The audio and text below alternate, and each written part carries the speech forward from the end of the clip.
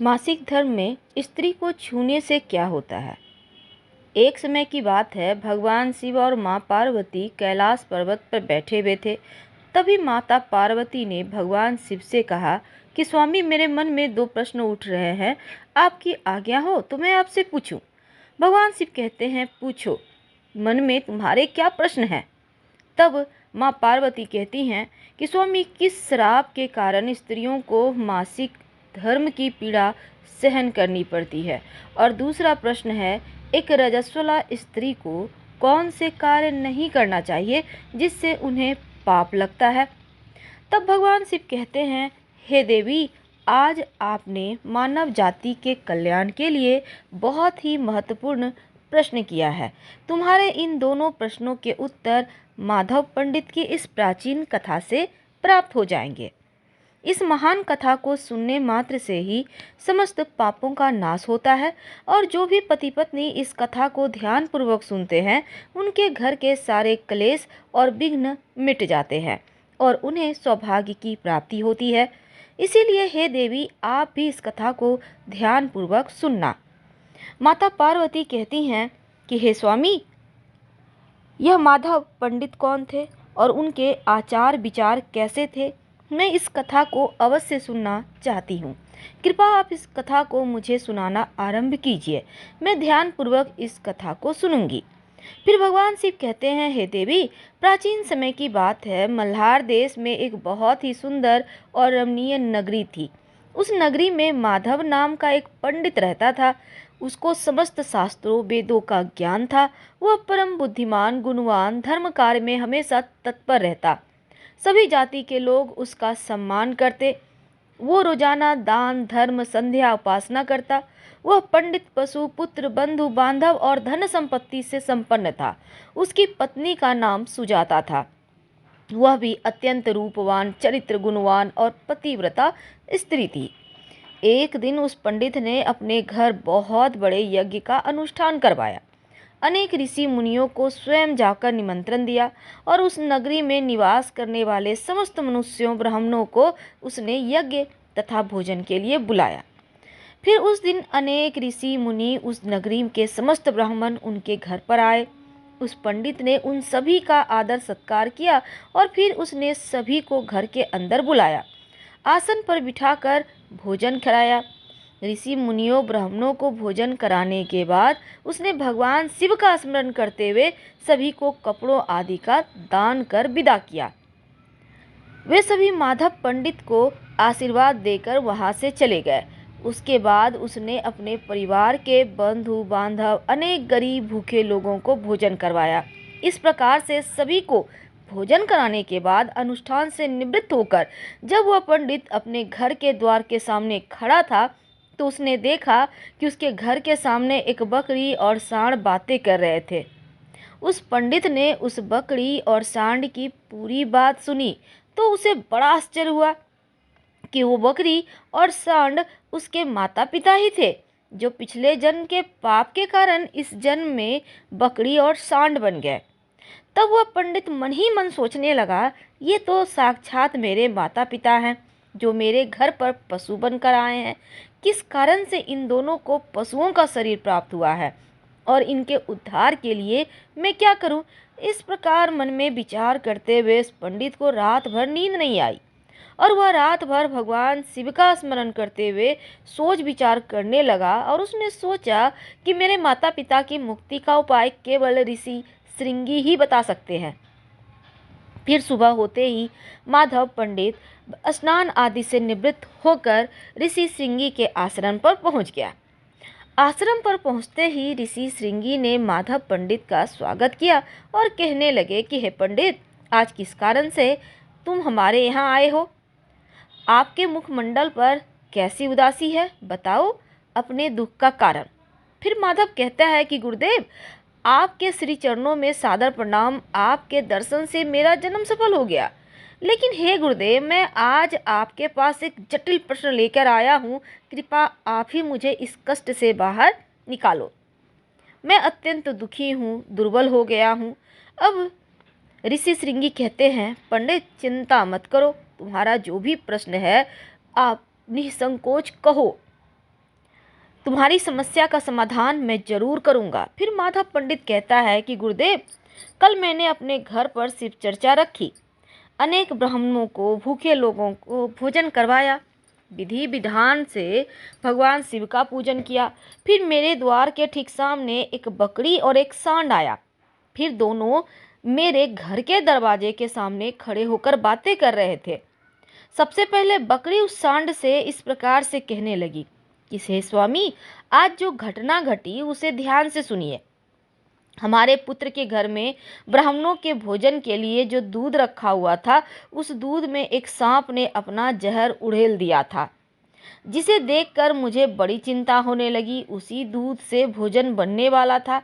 अगर सभी लोग उस दूध को खा लेते तो उनकी मृत्यु हो जाती। इसीलिए मैंने उस बर्तन से सारा दूध पी लिया, और जब बहू की दृष्टि मुझ पर पड़ी तो उसने मुझे खूब पीटा, जिससे मेरा अंग भंग हो गया। मुझे पीड़ा हो रही थी, इसी कारण से मैं लड़खड़ाते हुए चल रही हूँ। मुझे यह पीड़ा सहन नहीं हो रही। बकरी की यह बात सुनकर वह सांड बहुत दुखी हुआ और वह खुद को का वृत्तांत सुनाने लगा और कहता है, प्रिय, अब मैं तुम्हें अपने दुख का कारण सुनाता हूँ। मैं पूर्व जन्म में इस माधव पंडित का पिता था। आज इसने सभी ऋषि मुनियों ब्राह्मणों को भोजन कराया, किंतु इसने मेरे सामने थोड़ी सी घास भी नहीं डाली और न मुझे जल पिलाया। इसी कारण से मैं आज दुखी हूँ। फिर माधव पंडित कहता है कि इस प्रकार से माता पिता को बकरी सांड के रूप में ऐसी बातें करते देख मुझे बड़ा दुख हुआ। मुझे रात भर नींद नहीं आई। हर क्षण मुझे चिंता सता रही थी कि मैंने कभी कोई पाप नहीं किया, हमेशा ही मैंने धर्म के कार्य किए। फिर भी मेरे माता पिता को ऐसे कष्ट क्यों है? इसी कारण से आज मैं आपके पास आया हूँ। आप कृपा करके अपनी योग शक्ति से पता कर मुझे बताइए कि किस कारण से माता पिता की ऐसी दुर्गति हुई। उनकी मुक्ति के लिए मुझे कौन सा कर्म करना चाहिए? फिर ऋषि सिंह ध्यान लगाकर उस पंडित के माता पिता के पूर्व जन्म के कर्मों को देखते हैं और फिर कहते हैं कि तुम्हारे माता पिता ने पिछले जन्म में घोर पाप किया है, इस कारण से आज उनकी ऐसी दुर्दशा हुई है। फिर पंडित कहता है कि गुरुदेव, आप पाप के कारण मेरे माता पिता किस पाप से दुखी हैं, ये बताइए। तब ऋषि श्रृंगी कहते हैं कि जो सांड है, तुम्हारे पिता पिछले जन्म में रामनगर के श्रेष्ठ पंडित रहे हैं। एक पूर्णिमा का व्रत करके भोजन किया था और पूर्णिमा व्रत के दिन इसने दान धर्म नहीं किया। इसने अपने द्वार पर आए भूखों को कभी भोजन नहीं खिलाया। इसने अपने पितरों का श्राद्ध तर्पण विधि पूर्वक नहीं किया। तुम्हारे पिता ने पिछले जन्म में मासिक धर्म के दौरान ही तुम्हारी माता के साथ संबंध बनाया था और इसी पाप के कारण इस जन्म में सांड के रूप में पैदा हुआ। अब तुम्हारी माता के बारे में कहता हूँ, सुनो। तुम्हारी माता ने राजस्वला होते हुए भी भोजन बनाया, मासिक धर्म के दौरान भगवान की पूजा की, तुलसी को जल दिया। रजस्वला होते हुए भी इसने भगवान को भोग लगाया। इसी कारण से महापाप लगा है। मासिक धर्म के दौरान स्त्री 3 दिनों के लिए अपवित्र हो जाती है। मासिक धर्म के दौरान स्त्री को पूजा पाठ नहीं करना चाहिए। स्त्री को इन 3 दिनों में अपने बाल भी नहीं धोने चाहिए, इससे पति की आयु कम होती है। मासिक धर्म के दौरान पेड़ पौधों को स्पर्श नहीं करना चाहिए। जो रजस्वला स्त्री होती है, उसके साथ इस पुरुष को चाहिए कि संबंध ना बनाए। जो पुरुष रजस्वला के साथ संबंध बनाता है, उसे ब्रह्म हत्या का पाप लगता है। जो पुरुष रजस्वला के वस्त्रों को स्पर्श करता है, उसे भी घोर पाप लगता है। रजस्वला स्त्री के शरीर में 3 दिन तक ब्रह्म हत्या का पाप निवास करता है और चौथे दिन वह स्नान करके पवित्र हो जाती है। तो चौथे दिन स्नान के बाद रजस्वला स्त्री को अपने पति का मुख देखना चाहिए, अन्य किसी पुरुष का मुख नहीं देखना चाहिए। यदि पति समीप ना हो तो सूर्यदेव का दर्शन करने चाहिए। ऋषि सिंह कहते हैं कि हे पंडित, इसी पाप के कारण तुम्हारे पिता को सांड और तुम्हारी माता को बकरी का जन्म प्राप्त हुआ। तब माधव पंडित कहता है, गुरुदेव, अब आप मुझे माता पिता की मुक्ति के लिए उपाय बताएं। तब ऋषि श्रृंगी कहते हैं, तुम किसी भी अमावस्या के दिन अपने माता पिता की मुक्ति के लिए श्राद्ध और तर्पण करो, दान धर्म करो, गाय की सेवा करो और भगवान से प्रार्थना करो उनकी मुक्ति के लिए। फिर वह पंडित माधव पंडित कहता है कि माता पिता को समस्त पापों से ऐसा करने से मुक्ति मिल जाएगी।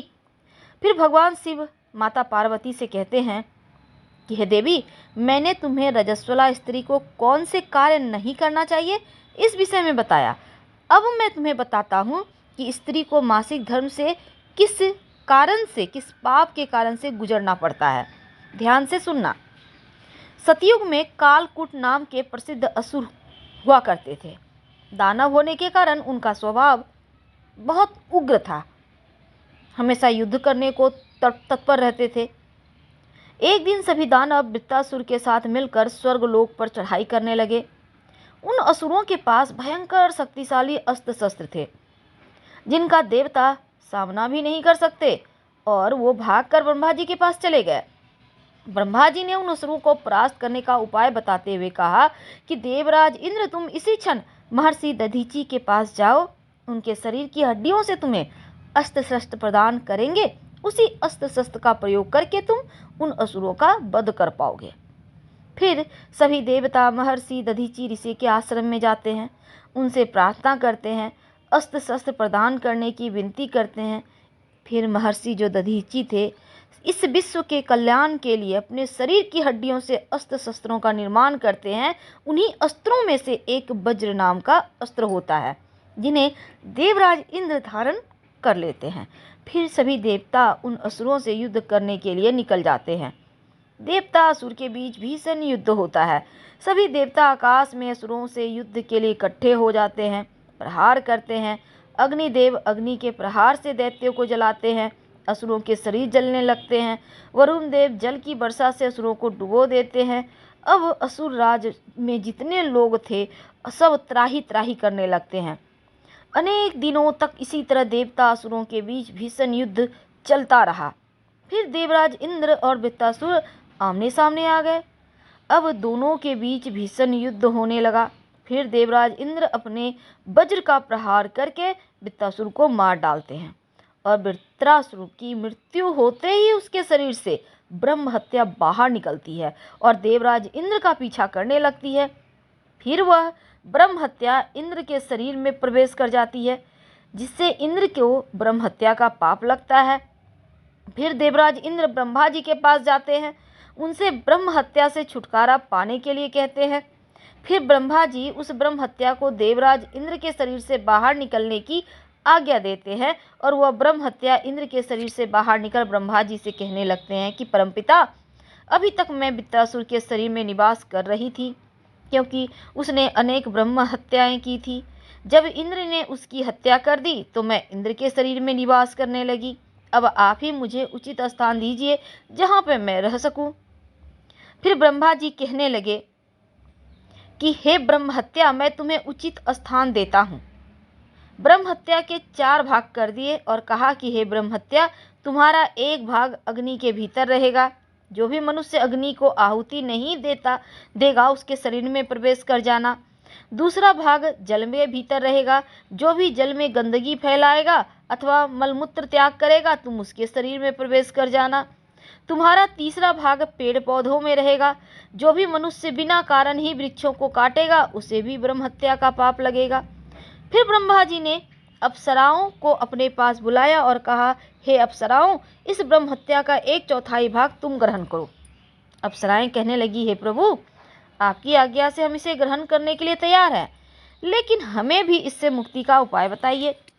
फिर ब्रह्मा जी कहने लगे कि अप्सराओं, जो भी पुरुष रजस्वला स्त्री के साथ संबंध बनाएगा उसके अंदर यह ब्रह्म हत्या प्रवेश कर जाएगी।